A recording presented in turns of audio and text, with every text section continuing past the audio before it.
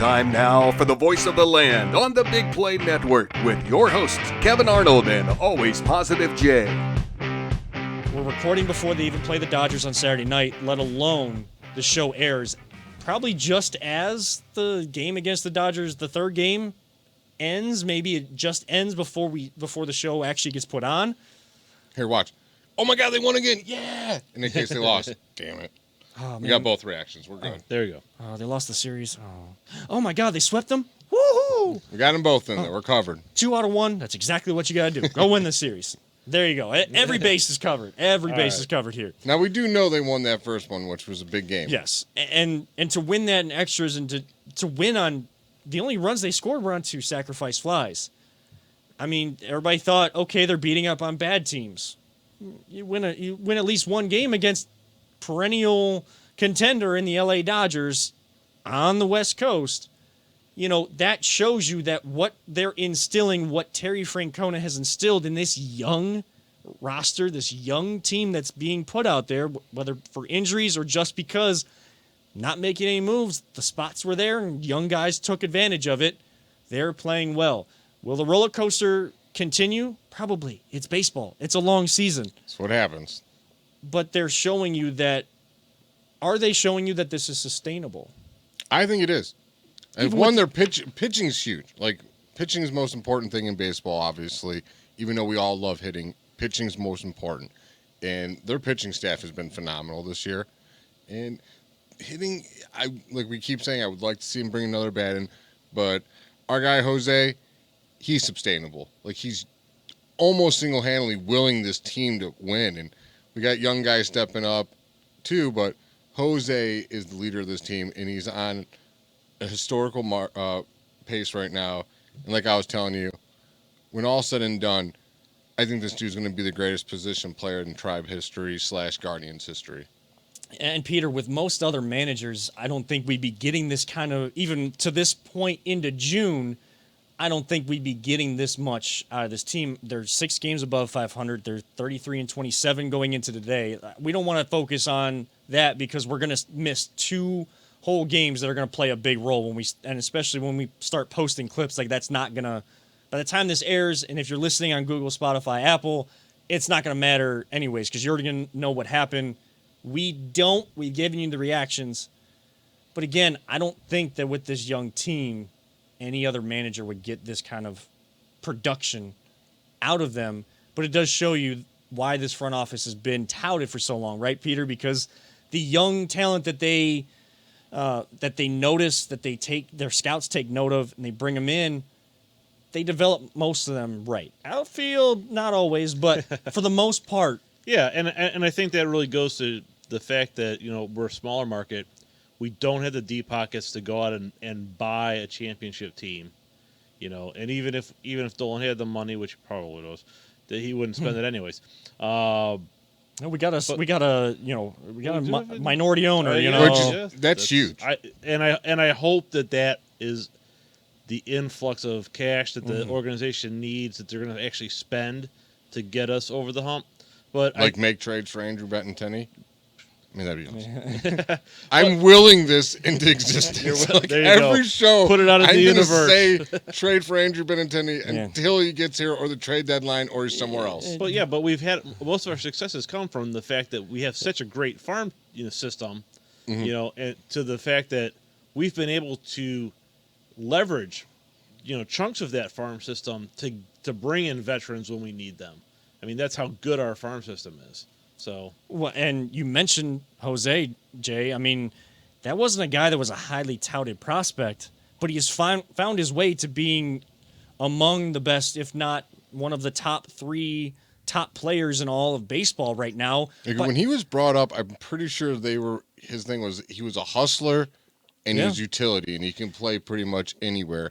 I mean, Zach Meisel of The Athletic doing the helmet counter is not just for Twitter fun. No, like it's because Jose's hustling in that helmet. Like he just leans that head back instead of putting his head down and sprinting. Like this guy finds another gear when he leans his head back and this helmet goes flying. And I love him so much, and I appreciate that he doesn't care for the spotlight. But can we mic this guy up more? Oh, that was hilarious. The clip of him talking to Freddie Freeman. He goes, oh, yeah, you got your gold glove. He goes, you're a really good hitter. Not as good as me. I was like, yes. I love that guy. Like, he's quickly becoming my all-time favorite player for Cleveland baseball ever, dude. Like, real fast. And I'm a kid from the 90s that grew up watching phenomenal hitters and position players like Omar, Manny, Jim Thome, Albert Bell. And he's surpassing all these, and he's just a little guy. I love it. Yeah, and I mean, imagine what he's saying, because these guys that are, speak English as a second language, like, they got to learn English, and credit to him and all these players that do.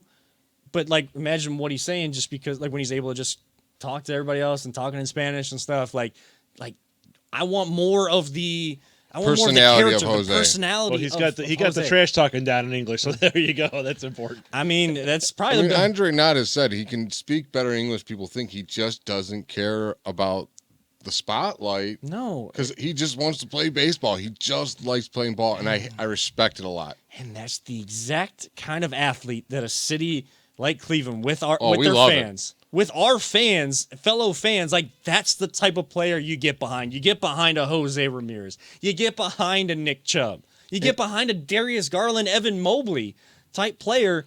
I mean, the young talent in this town right now is on a different level. And he's different, too, with the media. He's not like how Barry Bonds was, standoffish and just didn't like the media. Like, he's very kind. He's just the nicest dude in the world, it seems like. I mean, he messes with Andre as much as Mustard does, Exactly.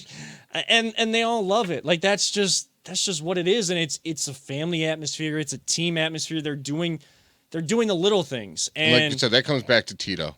Yeah, and Tito is the best person to be in front of this team. I tweeted out, I think earlier today, and was quote tweeting like a soccer picture, like a soccer video, and I'm not trying to bring soccer into this, but it was the U.S. men's national team, who have not had nearly as much success and developed their players as well as the women have.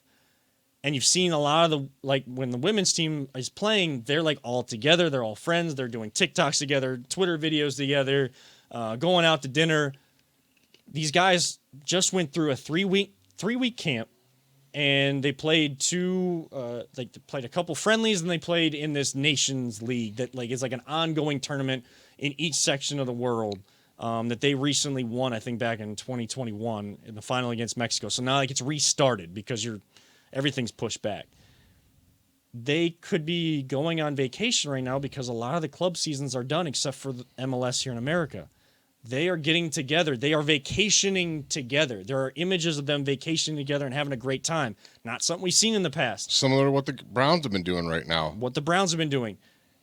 The Guardians, the Cleveland baseball organization, we've seen, no matter who comes in here, it just seems like that camaraderie, that, kind of hanging out, joking around, being able to, kind of give each other a hard time in a fun way. That's always been there. That's a little thing that goes a long way when you're trying to contend, when you're trying to build a team to Especially contend. during a long, long, long season. If you're just out there not having fun, that season's going to feel 5 times longer than what it is. So, and I think the conversation, since we don't know what is actually happening in the games, the conversation is what we're having right now.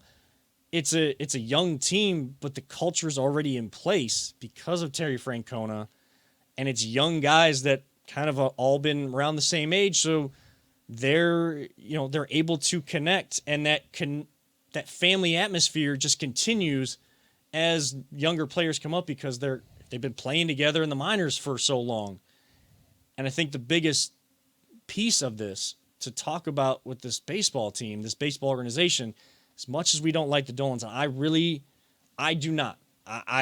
And that's not anything against them personally. As professional sports owners, what they haven't done, I cannot get behind. I can't give them a pass for anything. Kevin, that's a pretty popular opinion in this city. I don't know if you knew that. Right, but where you still have to give them credit and give this organization credit, the broader conversation about why this team is having some success this year, and it'll still ebb and flow, is because they put the right people in place in the front office. They have the right developmental staff, and they've put themselves in such a place where even if they're kind of rebuilding right now, it's more so like they're retooling and getting a lot of young guys experience and still competing at the highest level while doing it so that you don't have to wait 10, 15 years. I mean, they're definitely not rebuilding. They're retooling for sure. Like, I would have thought this was a rebuild year for sure at the beginning of the year. Like I've been saying,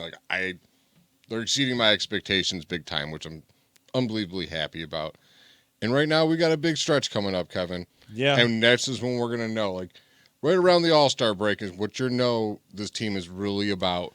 We have, 9 games or 8 games with Minnesota coming up? 8 games because they're going to – so you finish off with the Dodgers, and then as people are listening to this throughout the week, they get a day off on Monday. Then they play 3 games in Minnesota, come home for a weekend series against Boston. Who they're fighting for their division. And then you turn around and play Minnesota again at home with 5 games because that's one of the postponements. So there's it was originally scheduled as a 4-game series during the middle of the week, and then there's a 2-gamer in like the second day. So you're going to rain out doubleheader. Doubleheader. So you're going to play 8 games against Minnesota between the 21st and the 30th of this month. That pitching staff it's in for some work.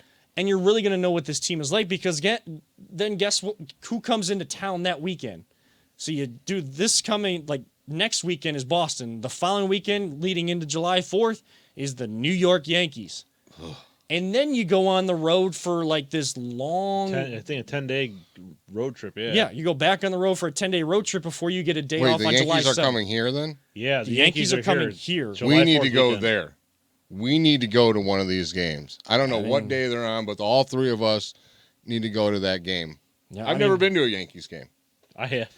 Yeah. I was fortunate enough to go to one of the playoff games when the Indians at the time turned around and beat the Yankees. It was when they turned that series around. It had to be like 97. Oh, nice. 97 series. Yeah, it was amazing.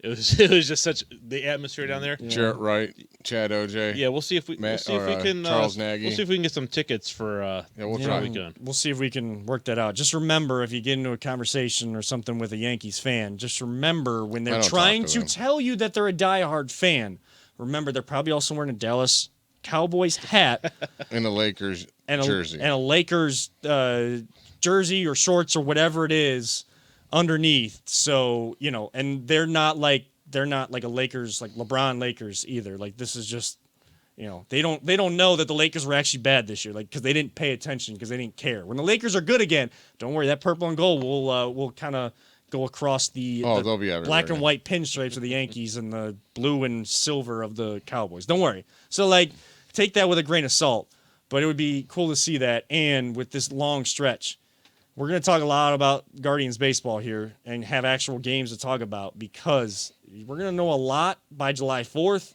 and even into that first week of July. You got a tough stretch coming up. Tito will just tell them one day at a time, hey, you lost yesterday. What's your job coming to the ballpark today? Win today. Win today. And that's what he's always done and will always do.